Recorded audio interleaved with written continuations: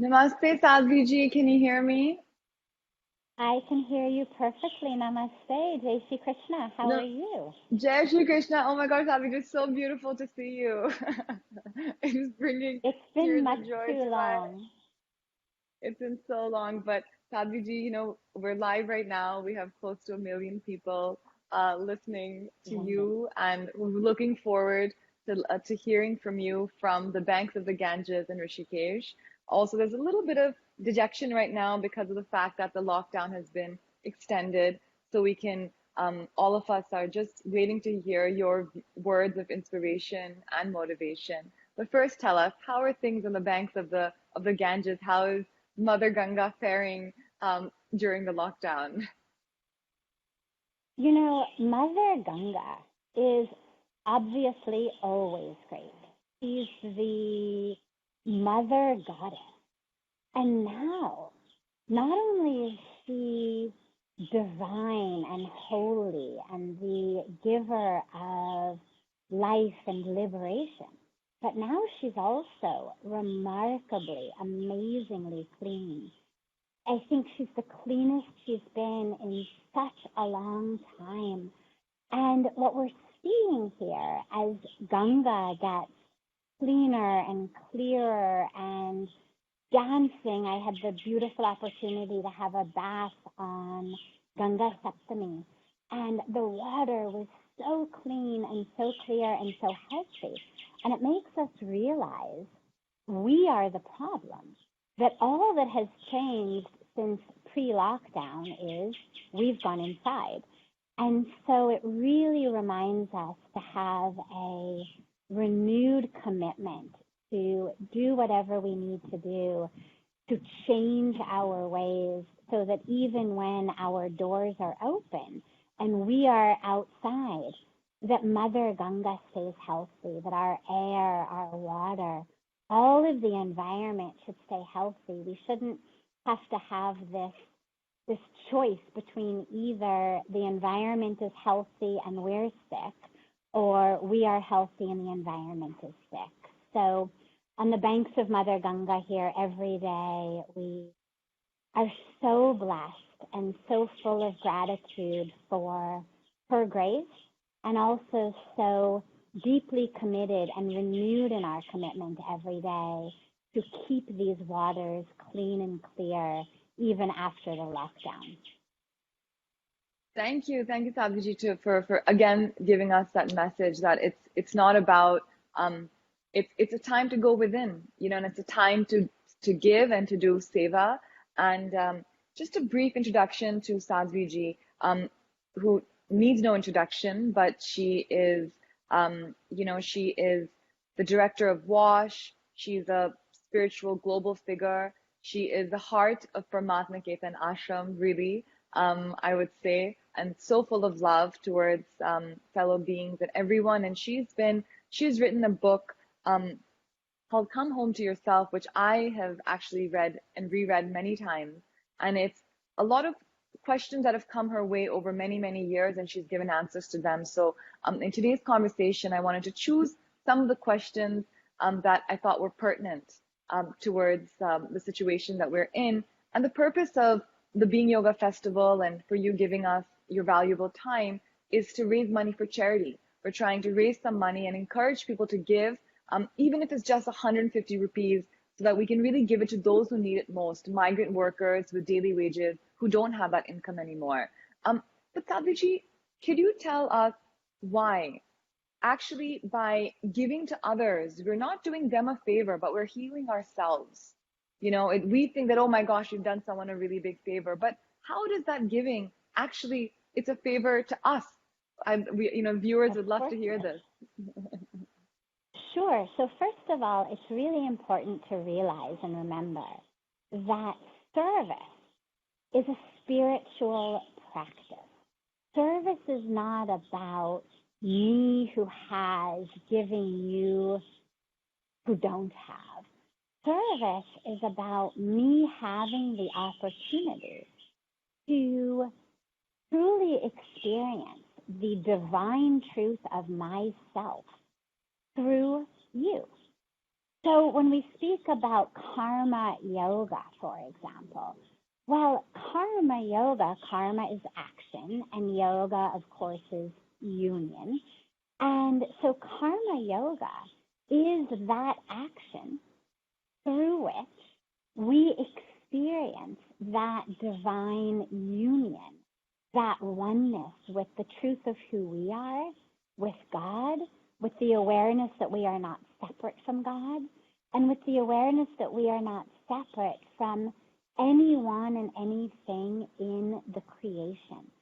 So giving service is not about, I spend 2 hours on the first Saturday of every month volunteering.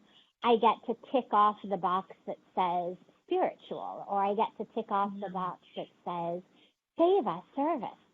It's about every minute and every moment thinking, how can I, through these actions I'm taking, experience union with the divine? And so my whole life, every minute, every moment, becomes an opportunity to really be a tool, a vehicle, a vessel, an instrument of God's work here in form on earth.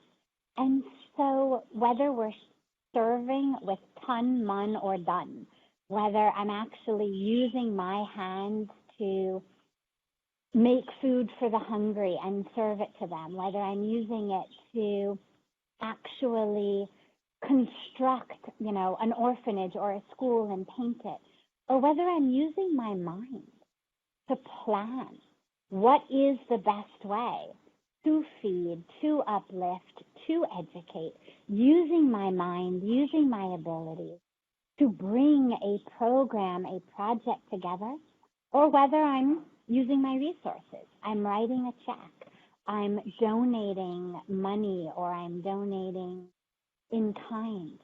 Whatever I'm using, it's all an opportunity. It is our spiritual practice to remember we are not separate.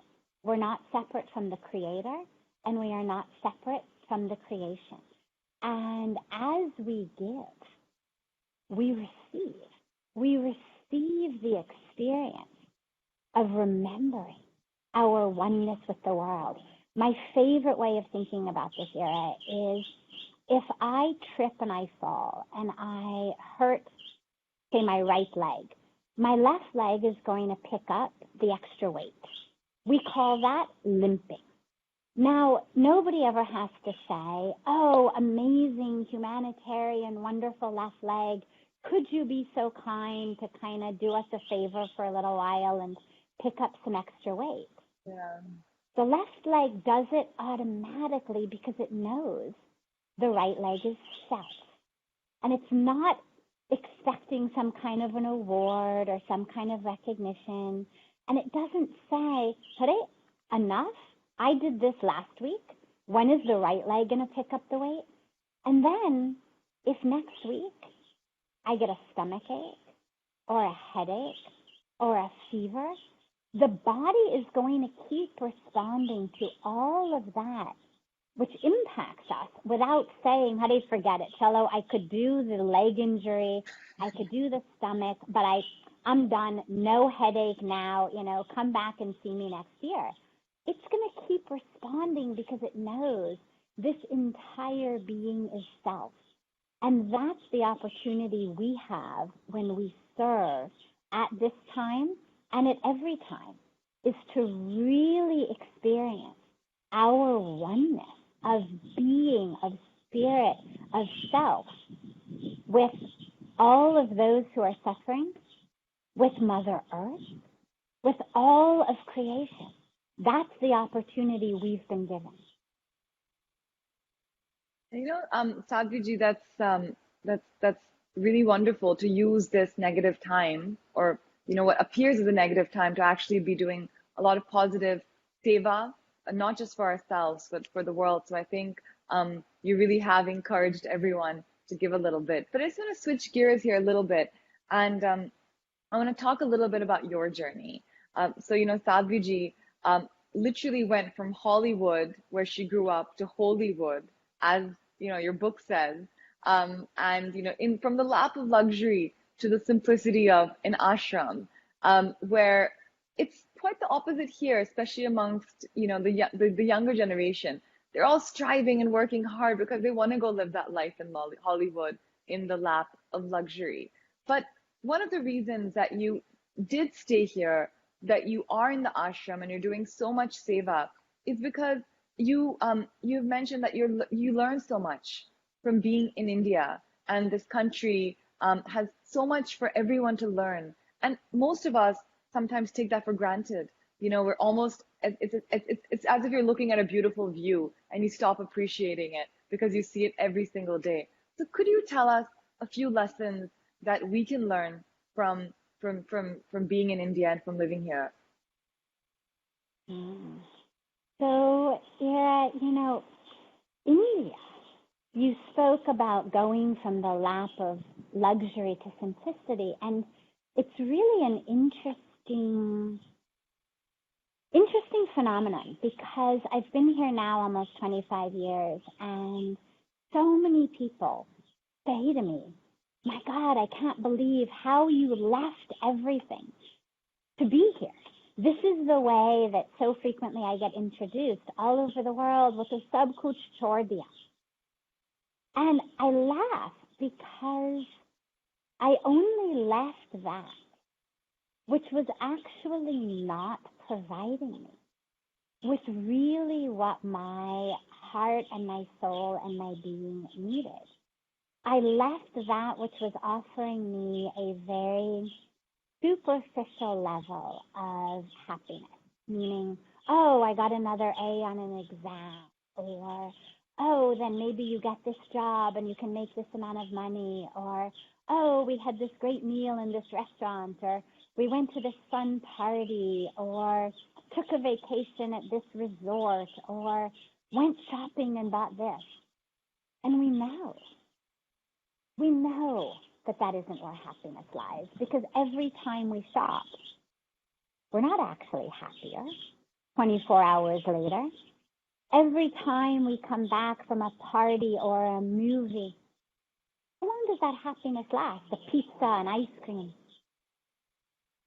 By the next day, we're exactly where we were before, if not even lower, because now I have to find something else to make me happy. Happiness was there as long as the movie was on, or the party was on, or the pizza was on. But the minute it's over, so is the happiness. And so I don't feel like I made some kind of great sacrifice. I feel like I made a choice for a deeper, fuller experience of joy, of meaning in life, of peace, than I had previously been offered. In the West, we're told, oh, you want to be happy, you want to have success, so yeah, you need this type of degree, this type of job, this amount of money, this type of house, and you have all those things. And yet at the end of the day, the percentage of people in the West who need to take pills to go to sleep at night, the rates of prescriptions for antidepressants, anti-anxiety medicine. Ira, the top 10 medicines prescribed in America: antidepressants, anti-anxiety, sleeping pills, and Viagra. So we literally have reached a point where we've got people in outer space. We've accomplished everything, achieved everything. But in order to go to sleep at night, I need to take a pill. In order to drag myself out of bed in the morning, I need to take a pill. And what I saw here was so beautiful. There's a level of happiness in this country, in the traditional world of what we call Bhartiya Sanskriti, the spiritual traditional India. I saw women walking through the Himalayas with pounds of firewood on their heads to go back home to cook the evening meal. And you'd say, Kaise aap? Bas sab Bhagwan ki kripa. Or the sweeper on the street, aap kaise hain? Sab Ganga ki kripa. there's a level of joy, a level of meaning that no one I knew in America had. And the teaching of that, as you asked, is that it's much more about our internal connection to the divine. It's much more about, as Puja Swamiji always says, filling ourself than filling our self. In the West, we think of abundance as that which enables me to build a mansion while other people live in shacks, or to eat caviar while other people starve. And in India, we know that abundance is actually the inner awareness that my cup runneth over. And that's really what I experience so deeply here. It's a culture that feeds first and eats second. And the joy that they experience in feeding, in giving, fills their hearts. Whereas the culture that I came from was a culture that was all about what's for me. And so for me, it's been such an extraordinary blessing to be able to be here. And the other, just last point to mention, I mean, there's so much about this culture, but last point for this question, I would think, is this is a culture that is rooted in the awareness that everything is sacred. And so we bow to the tulsi plant before we pick a leaf. We bow to the water, we bow to the fire, we bow to the sun. And it's this awareness that the creation is sacred. Every breath is sacred. We bow to Mother Earth before we put our feet on her in the morning. We take Ganga's name as we bathe in our shower. And it's this extraordinary opportunity for every minute and every moment of our lives to be holy and to be sacred. And that is actually the greatest and deepest wealth that we can ever possibly imagine. Wow, Sadhviji, that's so wonderful and so well said. I'm almost at a loss of words, but I shouldn't be because I have one last question, and then we have a lot of questions coming in. And we told the people who have the best questions that they're going to win signed copies of your book. And so they're all looking forward to that. But one last question from my side.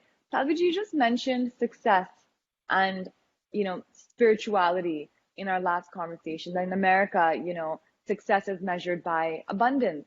But what's also kind of happening today is that people look to spirituality. I think, oh, this is kind of also now on my to-do list now, is to meditate and to, be quote unquote spiritual. And this is going to lead to success in business, you know? So that's one question. And sort of right alongside that, is it possible to be successful and have all that abundance, but at the same time be on a spiritual path?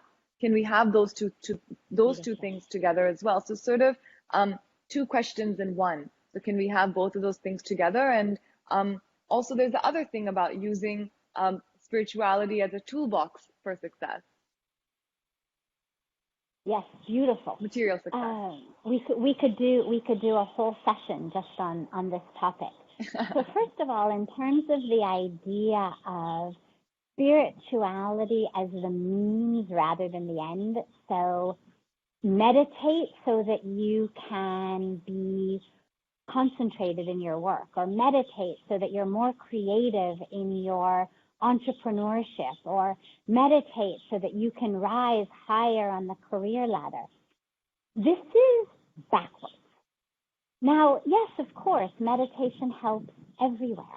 But the dilemma with that particular worldview is it puts success in business as the higher goal, and my spiritual practice as a way to get there.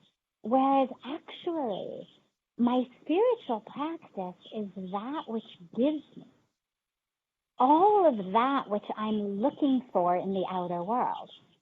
Look, I've got a background in science, a background in psychology, so I always try to think of things in that way.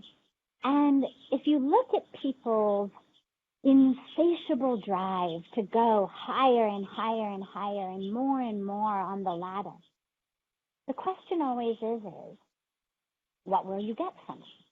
And we don't have time here to go through all of the steps, but I can cut to the end for you, which is the bottom line that everyone wants is, and then I will be happy.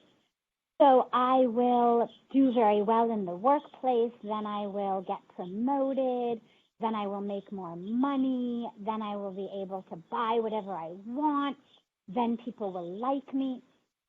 End of the day, and then I will be. Now, spirituality takes you there right away. I don't need to become the CEO of a company in order to go through this whole chakra that finally brings me back to happiness. Meditation itself is the key to the unfolding of my real inner happiness. And so when we meditate and go on a spiritual path, it's really important to realize this is the means and it is the end. This is not a stepping stone for your work. It's not a stepping stone for how to be more successful in the world. It's a stepping stone for the ultimate success, which is to actually experience the divinity, the truth, the fullness, the wholeness of who you are. That's the success. Success in the outer world keeps going up and down as our stock market and share markets go up and down. And then, though, as you asked about, can we have both? Of course you can. And so, as you live a spiritual life, can you succeed? Of course. There's nothing spiritually that says, thou shalt live like a pauper. There's nothing that says, thou shalt live in a shack, thou shalt not have anything, thou shalt be poverty-stricken. The dilemma, though, is not about what we have. It's about the focus of our mind. If my mind is focused always on, I need more, what does that mean? It means I'm already a pauper. If I don't feel like I am enough or have enough, I'm poor. Doesn't matter what I have. And so through my spiritual practice, I realize I am already abundant. My cup runneth over. And I've got these great skills, great abilities, great intuition, great creativity, great initiative that the universe has given me to be this tool, this vessel, this vehicle, this instrument in God's hands to work, to do my duty, to do my dharma. So we do it.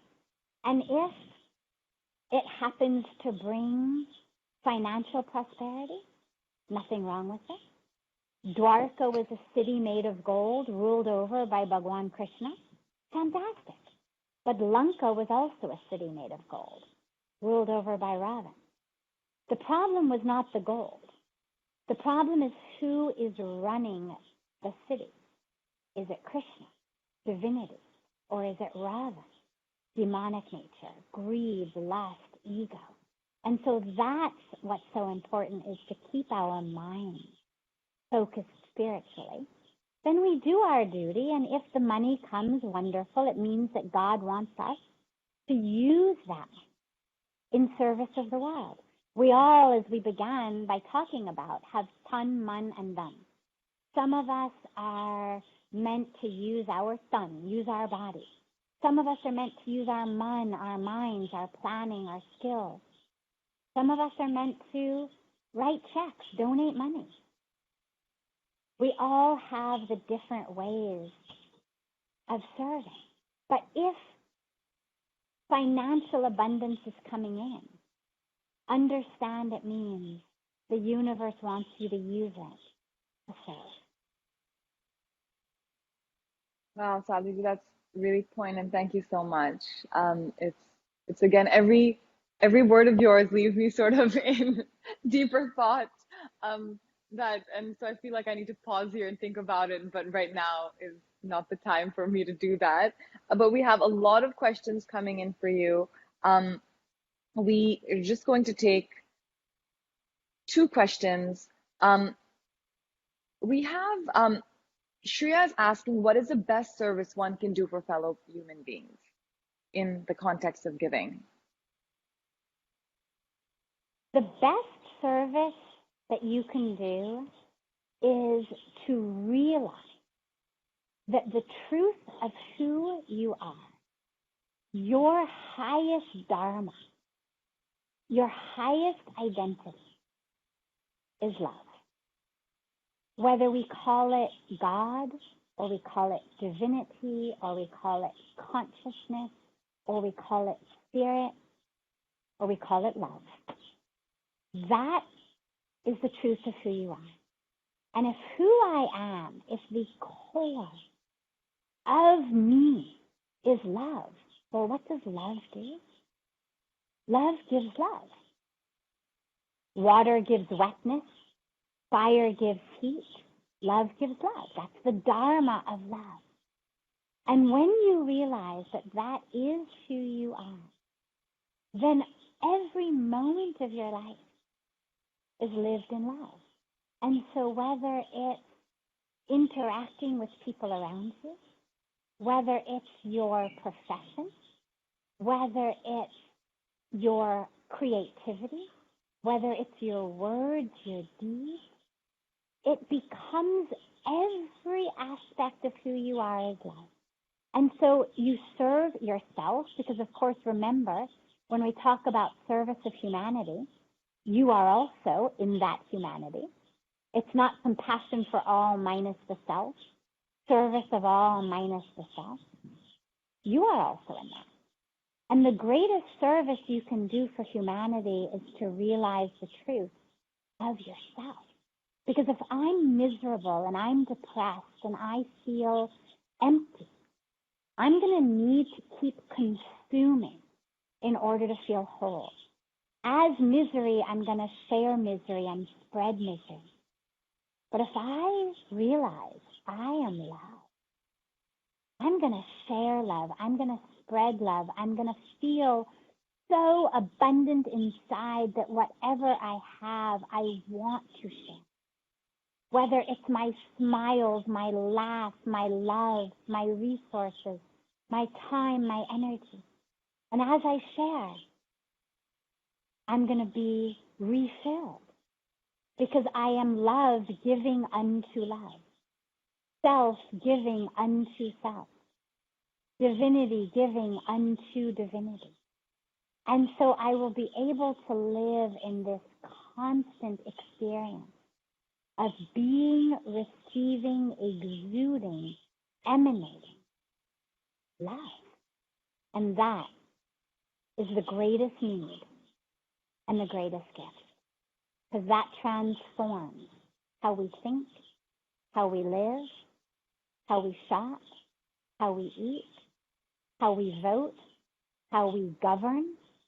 Every aspect of our lives, from the highest to the most minute, from the most personal to the policy international level. That's so true, Sadhviji. And I think this is also answering, actually, in this one answer, you have answered several questions altogether because you've given us the fundamentals. And I think that's what's been so beautiful about the talk, that we've really come down to the fundamentals, right? That it's not what's happening outside, that we can't get that happiness from external circumstances. It's within us. And your journey has taught us this, your personal journey, after having everything, a degree from Stanford, a PhD, and then coming to, being a top student and realizing that all of this is a little superficial. A deeper kind of happiness exists, and that lies within, and that should be governing everything in our lives. And if that governs everything in our lives, it governs the planet, it governs the world. And this is how we can heal. That's how we can come home to ourselves, right? The title of your book. And Ira, that's the new normal that we need to find in this lockdown. in ourselves so that when our doors open, we can actually bring that to the world. And if we are that, then we can probably bring that in a better way, right? I mean, if we try and It's live the that only way. ourselves. You cannot give anything to the world that you don't have. If I'm an air conditioner, all I can give you is cold air. It'll be great in July. It'll be really troublesome in January. But it's all I have. And in the same way, if what I have is anger and frustration and greed and despair, that's what I'm going to share with the world. And that's why when people hurt us, it's so important to realize they're just being like air conditioners. They're just giving us the cold air because it's all they have. And if I really experience the truth of who I am as love and touch that and am that, that's what I share with the world. And of course, I'm the first beneficiary of it because then I'm living in an internal experience of love. And I bring them to everyone in the world. And that is the new normal we are supposed to be creating. The days of the illusion of separation are over. It is time for us to really emerge into the truth of our oneness, our togetherness as this one global family. And the thread that weaves this global family together is love. Thank you so much, Sadhviji. I think that's a beautiful place to stop for all of us to think about. Thank you so much for your precious time. Thank you. I'm sorry for keeping you waiting in the beginning for a few minutes as we got the tech together. We saw you meditating and I said we're getting her vibrations. Thank you so much, Sadhviji, for your wonderful words and for your support to the Being Thank Yoga you. Festival and for encouraging everyone to give. Thank you, Sadhviji. See you again very soon. Thank you so much, Erin. Keep up this beautiful, beautiful work. Jai Shri Krishna. Inspired by you, Sadhviji. Inspired by you. Thank you.